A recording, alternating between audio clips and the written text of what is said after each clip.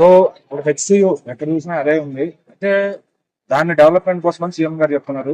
మరి స్టూడెంట్స్ అంతా దాన్ని వ్యతిరేకిస్తున్నారు. అంటే దేనికి అసలు మీరు ఎట్లా చూస్తున్నారు దాన్ని? ఇప్పుడు హెచ్సియు హైదరాబాద్ సెంట్రల్ యూనివర్సిటీ అది ఏదైతే ఉందో, సో ఆ కాలేజీని అయితే ముట్టుకుంటలేరు. ఏదైతే ప్రభుత్వానికి చెందినటువంటి 400 ఎకరాలు ఏదైతే ఉందో దాన్నే ప్రభుత్వం స్వాధీనం చేసుకుంటుంది. సో ఇప్పుడు ఏదైతే డెవలప్మెంట్ కోసం వారు వాడుతారు తప్ప మన స్వార్థం కోసం వాళ్ళ ఇల్లు కట్టుకోవడానికో అయితే వాడతలేదు. ఒకప్పుడు ఇప్పుడు హైటెక్ సిటీ చూస్తున్నాం. హైటెక్ సిటీ కూడా అది మొత్తము అడవి లెక్క ఉంటుండే. సో ఇప్పుడు హైటెక్ సిటీ ఆ విధంగా మారడానికి కాలం ఇప్పుడు ఆ చెట్లని కొట్టేసింది కాబట్టి ఇప్పుడు ఆ డెవలప్మెంట్ అనేది జరిగింది.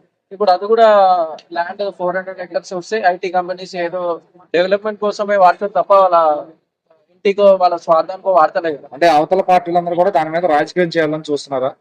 అంతే కదా, మొన్న కేటీఆర్ పోయిండు, ఏం చేసిండు? అది ఆల్రెడీ వీళ్ళు చూపిస్తున్నాడు. ఆల్రెడీ అది గవర్నమెంట్ ల్యాండ్. హెచ్యుకి దీనికి ఆల్రెడీ ట్రాన్స్ఫర్ చేసేసింది. హెచ్యు భూములకు సంబంధించింది ఏమి వాళ్ళు ముట్టుకుంటలేదు. కాలేజ్ కి సంబంధించిన హాస్టల్ అవన్నీ ఏం ముట్టుకుంటలేదు. ఏదైతే ఎక్స్ట్రా ఉన్నటువంటి 400 ఎకరాలు మాత్రమే వాళ్ళు స్వాధీనం చేసుకోవడం జరుగుతుంది. అట్లానే సినిమా వాళ్ళు కూడా స్పందిస్తున్నారు. లైక్ ఉపాసన గారు స్పందించారు, అటు నుంచి పవన్ కళ్యాణ్ రేణుదేశాయ్ గారు స్పందించారు, సమంత గారు స్పందించారు. సో మరి సినీ తారలందరూ ఒక పక్షాన ఉంటే మరి రేవంత్ రెడ్డి గారు ఒక పక్కన వాళ్ళపైన గ్రడ్జ్ చూపిస్తారు.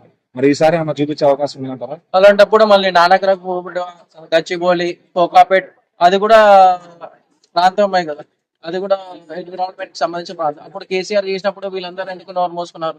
ఇప్పుడు పెద్ద పెద్ద బిల్డింగ్లు అయిపోయినాయి. ఎక్కడ చూసినా కూడా చెట్లు కానీ ఎక్కడ కూడా కనిపించలేదు. మళ్ళీ అప్పుడు ఎందుకు వాళ్ళు నోరు తెరవదు, ఇప్పుడు ఎందుకు నోరు తెరుస్తున్నారు? ఏదైతే పాత ప్రభుత్వం టీ హబ్ అలాంటివి నిర్మించిందో, అలాగే ఫైనాన్షియల్ డిస్ట్రిక్ట్ నిర్మించిందో దాన్ని ఎక్స్టెన్షన్ చేస్తామని రేవంత్ రెడ్డి గారు చెప్తున్నారు. ఇంకా కంపెనీలు వస్తాయి, ఇక్కడ పెట్టిస్తామని చెప్పి ఇక్కడ పాపులేషన్ పెరిగిపోతుంది. సో ఎక్స్టెన్షన్ కావాలని ఆయన చేస్తున్నారు.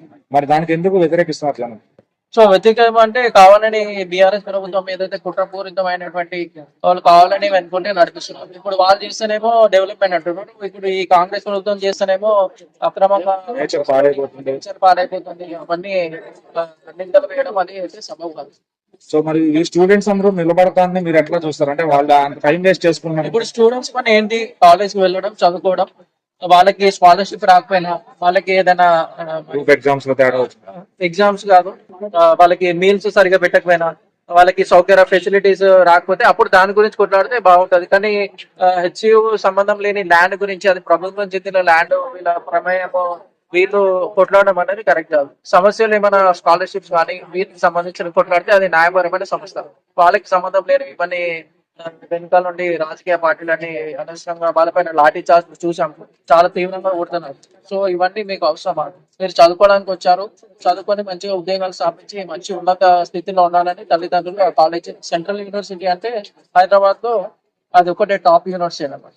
ఉస్మానియా వాటన్ని అవి స్టేట్ కి, ఇది సెంట్రల్ యూనివర్సిటీ కాబట్టి సో అందుకు చదువుకుంటే చాలా మంచి భవిష్యత్తు ఉంటుంది. తల్లిదండ్రులు వాళ్ళని ఈ యూనివర్సిటీలో జాయిన్ చేస్తే వాళ్ళు మాత్రం ఉద్యమాలు అంటూ కేసులో పోలీస్ స్టేషన్ ఇదంతా ఎన్నికల రాజకీయ పార్టీలకి మీరు వాళ్ళ వ్యూహానికి బలైపోవడం ఇదంతా కరెక్ట్ పట్టేది కాదు.